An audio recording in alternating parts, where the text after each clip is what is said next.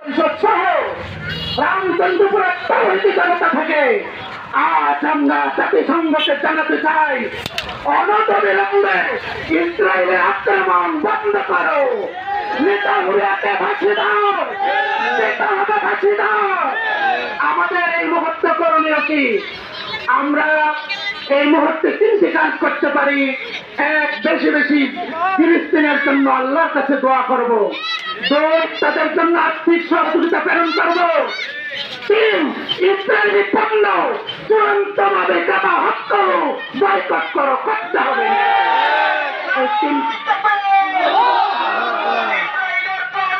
Boycott করতে হবে, ইসরায়েলের পণ্য বয়কট করতে হবে, ইসরায়েলের পণ্য।